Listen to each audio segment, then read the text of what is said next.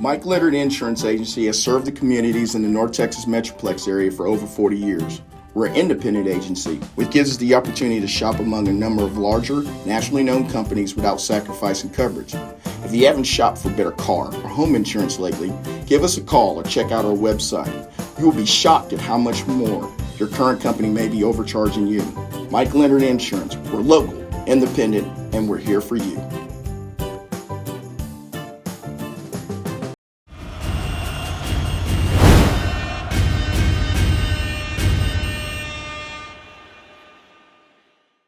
Welcome to the Conference 5A Division I press conference. We have College Station High School head coach Tony Pryor. Coach, if you'll introduce your two student athletes. Sure, we have Jackson Edwards and Zach Dang are with me today. Jackson's on defense, linebacker, and Zach's running back and receiver on offense. Coach, just your initial thoughts on the game this afternoon. I think Aledo did a fantastic job. They're a great ball club. Coach Buchanan and his staff do a really outstanding job and put themselves in great positions. I think our kids need to hold our heads high. That wasn't obviously the outcome that we were gunning for today, but I'm proud of our kids and what they've accomplished this season. Questions? Coach, how obviously the game, nothing seemed to be going your guys' way, but how important was it that you did get a few breaks there at the end? Sure, I thought the same thing you did. I thought we're pretty close on a bunch of things. We just couldn't stack up some successes together, and when we had some successes, something would end that run or that opportunity, or they'd have a big play. But I think that was great for our kids. Obviously, we told them at halftime our goal is to win the game. Our goal always is to compete for 4 quarters, and that's what we want to do. If there's time on the clock, we want to use that to put our best foot forward, to give our kids an opportunity to do good things, to put things into play that we've practiced during the week. So I was pleased for that success in the end. Can you kind of put a finger on what really got you guys in the opening minutes, because it got away pretty fast? Sure. Yeah. No, I don't know that I can put my finger on it, to be honest with you, Alex. Field position hurt us. We gave them some short fields right there at the beginning, and they're too powerful and dangerous to give them a short field, and they of course capitalized on those opportunities. Then we kind of had some other things that just didn't go. They just didn't fall.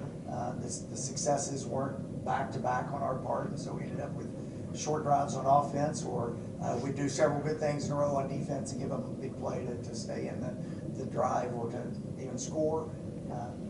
It's a good ball team.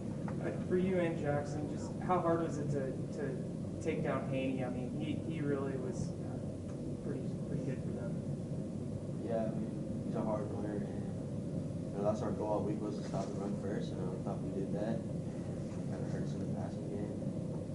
We just had to get back out there and just stop the run over and over again. Coach, 14 points in the last 2 minutes of the game. Could have maybe had a conversion at the end. What does that not just say about your football team's character, but also the character they exhibited throughout the season with kind of the adversity that they faced really from the start, right before Lucas Lovejoy? So everybody wants to play in this game. Two teams get to play in this game, and so for our team to be able to come to AT&T to play in the championship game, I mean, that's exactly how you want a season to go. The game, of course, is not how you want the game to go, but I think the reason that we got to this point is because of the tenacity and the resilience and the character that our team displays in the game, where there's no quit, there's tons of fight, there's tons of guts, there's tons of effort and energy, and really, regardless of the situation, right in the moment, we want to be successful. And that's whether we're down 21-0 against Consol, it's whether we're down big at Georgetown at halftime, or in the waning minutes when we've got to come back and score to get an overtime in a district game, or in the state championship. That if there's time on the clock, we want to do the best we can to be the best we can in that moment. Zach, Coach kind of touched on it, but what was it like just going through this whole experience? It seemed like there were so many times in even regular season games along the way that this could have ended earlier, but y'all just kept finding a way, week in, week out to get here. The whole ride was just a roller coaster of emotions. Beginning of the season, honestly, I didn't think we looked too good. We started to figure it out during the playoffs, and we had some close games, some good comebacks all throughout the season. And I'm just glad for this opportunity. For Jackson and Zach, what has playing for College Station meant to you guys, and just how your last game, so you guys are seniors. What's your senior year and just your whole experience of Cougar been? Yeah, I mean, I grew up as a Cougar. I was raised on the sidelines. Just going through the program, like, there's nothing else like it. Going through a College Station Cougar, and just leaving our legacy for College Station to play the state championship not once but twice back-to-back years. It's pretty special, and I wouldn't trade anybody else for it. Yeah, we've been doing this together for a long time since middle school, always the Cougar, and I'm happy we win. We want to play for any other program. You talked about leaving the legacy. What kind of precedent have you guys set now for the new guys coming up? Back-to-back state titles. Yeah, I mean, just show them that anything's possible. I mean, like everybody doubted us. We wouldn't even make it here. We made it here, so just leaving them to where everything mission possible. Everybody can do. Hopefully they use this game that they feel today to fuel next year, go in the coming seasons, in the off season, make it back here one more shot. Stoney, how would you describe your first year as head coach? It's great to be in Dallas. It's great to be playing the last possible game of the season, the last possible moment for our classification. So, it's just such a blessing to be with these guys and the rest of the team and have a chance to coach them and work with them and battle through all the different things that go on in the course of a season. But again, to see and to celebrate successes, even when they're small ones.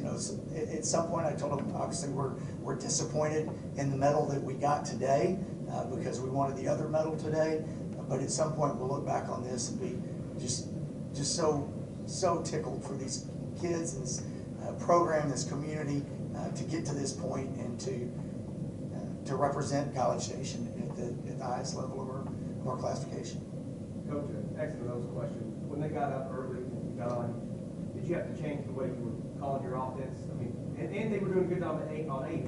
Yeah. But did you have to? We changed a little bit, but we also felt like some of the stuff we were doing was schematically fine. Like this worked. We got, we didn't expect to get big giant amounts of yards. So we get 5 yards here and we get 6 yards here. Our difficulty was then we'd get no yards on a play or we'd get 1 yard on a play. And obviously that's not sustainable on a drive. So it was a little bit schematic, but also just some resolve and recognizing there's a few things they're taking away, but really we need to be effective in what we're doing and not throw everything away when this is about to be a big play and we got tripped up and made 3 instead of 13 because that's the difference in a big game, of course. Coach, along with the record-cited day, 3 touchdown catches, it seemed like every time they needed a big play, Jalen Pope was getting open. What was the difficulty in covering him today? I think he's really good. I think that's one difficulty in that. But I think that their staff did a really good job of scheming some stuff against us. But they also make it really difficult to defend. As Jackson said, we wanted to close the running game down because they run really well. Okay, well, that comes at a cost. You have to limit what you can do in the secondary when you're in man coverage or when you're trying to commit a little bit more to the box. And so I think that the fact that Aledo has a number of offensive weapons makes them the danger that they are. The success that they have is because it's really difficult to shut everything down. You guys have been in some sticky situations throughout the season, and That's a good way to put it, Alex. found some ways to get out of them, or at least give yourselves a shot. Sure. Just how difficult was it that you guys really didn't have that chance to get out of the hole today? Yeah, we felt like coming out of the second half, we were making some progress, moving the ball down the field, and then that drive got snuffed out. Aledo is a tough team to dig too deep of a hole on, and we've played some really tough teams, and we haven't dug a hole quite that deep. So the combination of that made it a pretty tall order. But I was real pleased with our kids for continuing to battle, and that's exactly what I would expect them to do. When we have an opportunity to play together, we're going to maximize that opportunity, even if if it looks like it's not going to sway the final score, the final outcome. And it's certainly been a roller coaster every year for you guys from the get-go. Just what are you going to remember this team in particular about?